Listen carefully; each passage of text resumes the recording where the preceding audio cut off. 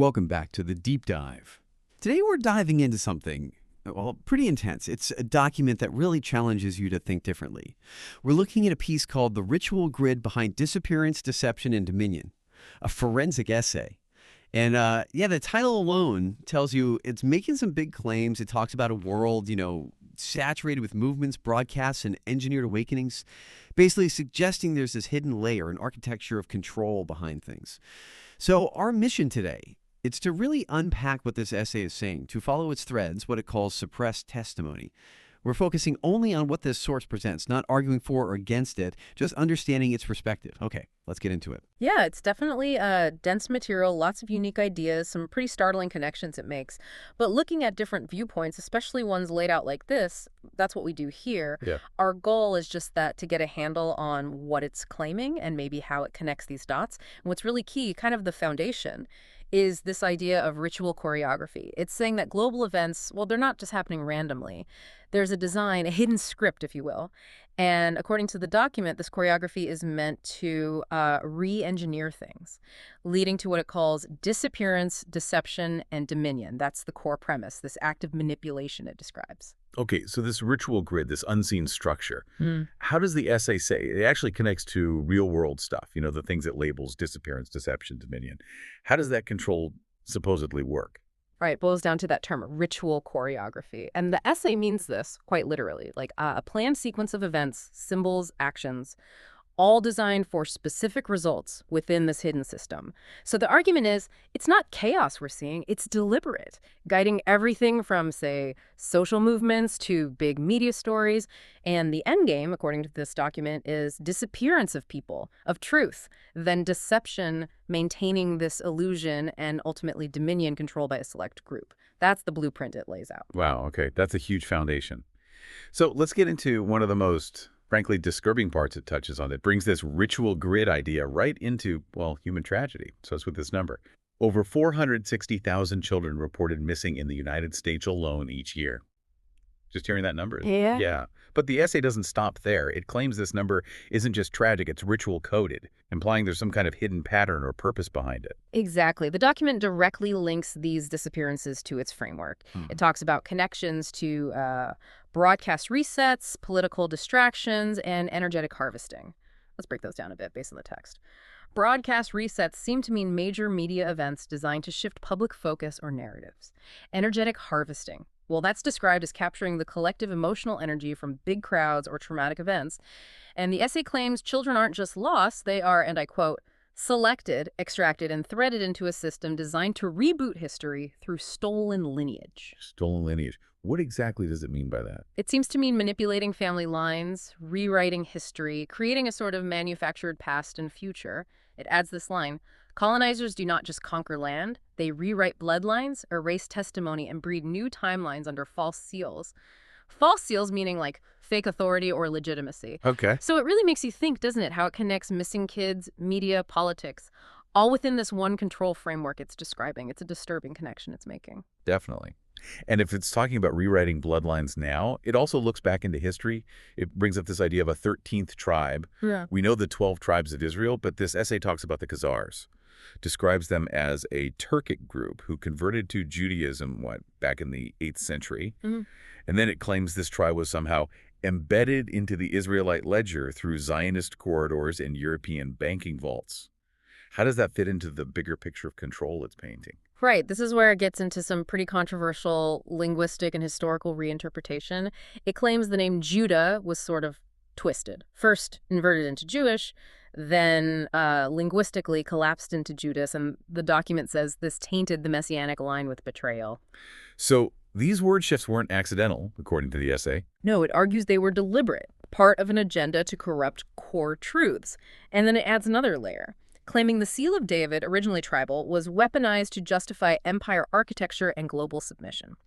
So it's really rereading history, Jewish identity, religious symbols, all to fit this narrative of a hidden ritual grid controlling things. It's certainly a different take on history.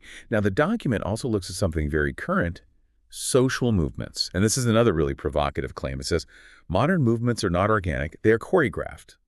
It even names examples like Black Lives Matter, religious revivals, things many see as grassroots. And it gets specific, saying these things tend to happen in symbolic cities, D.C., Hollywood, Jerusalem, and are timed with things like eclipses, even seated by handlers. What's the supposed point of choreographing these movements? Well, it loops back to that idea of energy harvesting. The claim is that the strong emotions, the voltage from these crowds, it's supposedly collected, harvested, redirected, and sealed by these hidden controllers. So it's not just about shaping opinions, it's about tapping into a raw energy source, apparently. The essay basically concludes that what looks like an awakening is often just ritual misdirection, a way to distract while the real control happens elsewhere. Right. So if you connect that back to the ritual grid, these movements aren't seen as people demanding change, but as spectacles designed to gather energy for this hidden agenda. Right. So even collective action is potentially part of this choreography, according to the document. Okay. Okay, next up, it discusses something called Operation Bluebeam. Many might have heard that term floating around. The essay credits Serge Monist with exposing it first, calling it a NASA-linked protocol, and the supposed goal: to simulate a global religious event with a massive fake spiritual experience. Yeah, and the document mentions the tech it claims is involved. Holograms, voice-to-skull technology, and artificial telepathy. Pretty sci-fi stuff. Imagine the goal it describes: collapse all religions and unite humanity under a false messiah. It paints a picture of a huge psychological operation. Wow. And it even gets into language again. It looks at the word rapture, derives it from the Latin raptus, meaning seizure. Seizure, not salvation. Exactly. The document argues it implies a forceful taking, not a willing assent. That's quite the reinterpretation of a major religious concept. So if that's not the real deal, what does the document say is the real extraction? Good question. The essay posits that the real extraction is frequency-based, reserved for those sealed by covenant, not church membership. So it's suggesting something less physical, more energetic, like a separation based on some internal frequency or spiritual alignment, not just religious affiliation. Right, so what does this whole Bluebeam section mean for the document's overall view? It's fundamentally redefining spiritual ideas through this technological, almost manipulative lens, suggesting even profound experiences could be engineered. It definitely keeps weaving technology into spirituality. And it takes that even further when it discusses apocalyptic prophecy, like stars falling from the sky. But the essay says, hold on, these aren't literal stars. It claims they represent missiles, orbital weapons, and ritual fire. How does that play into a future conflict scenario in the document? It directly ties this to scripture. It says, Revelation's imagery of burning stars and fig trees casting fruit aligns with modern warfare cluster strikes, hypersonic warheads, and satellite collapse. So it's seeing prophecies as descriptions of modern weapons. Pretty much. Like, what might look like divine judgment is actually, in this view, advanced ritualized warfare. It describes World War III as not just political, it will be prophetic theater, sealed in broadcast fire. It's a complete reframing. Ancient prophecies interpreted as literal descriptions of future tech and the ritual grid in action, blurring that line between the spiritual and, well, military tech. That is a chilling thought. Merging prophecy and hypersonics. Okay, so finally, the document seems to build towards this sense of urgency, a kind of countdown. It says things like, the countdown is real, the seals are scanning, the distractions are multiplying. It sounds pretty final. But then it adds, but it is not too late for those who activate.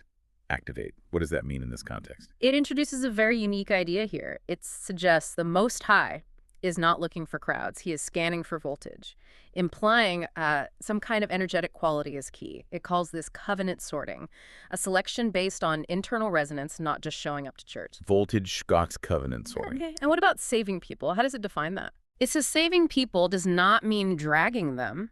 It means igniting their archive, threading their seal, and compressing truth into formats they can absorb. Igniting their archive, threading their seal. Igniting their archive sounds like awakening some inner knowledge or identity. Threading their seal, maybe connecting to a specific divine signature. It's quite esoteric. And then it lands this final, really provocative line for this section. The rapture is not coming. It is scanning. Scanning, not coming. Wow. Yeah, it completely reframes the whole concept through its own lens of this ritual grid and countdown, focusing on an internal, energetic process. Okay. We have covered a lot of ground here, digging into this document, the ritual grid behind disappearance, deception, and dominion. It paints this incredibly interconnected picture, doesn't it? Hidden structures, choreographed events, from missing kids to global conflicts, all part of this ritual grid. And the essay itself sums up its own view pretty directly. It says, this is not conspiracy, it is codex, not paranoia, it is prophecy. That's quite a statement of intent from the source itself.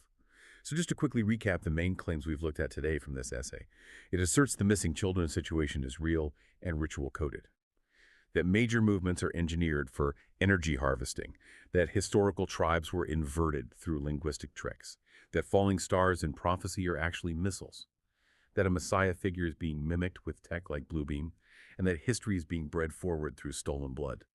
Again, our goal today was just to lay out what this document claims, to present as very detailed and unique perspective for you. Right. And exploring this document, the ritual grid, it definitely leaves you with questions. It raises this important one to think about.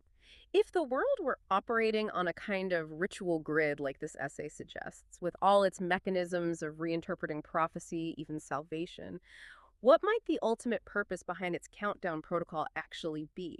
It sort of pushes you to think beyond just the surface events, doesn't it? To consider what deeper motivations this document is trying to point towards.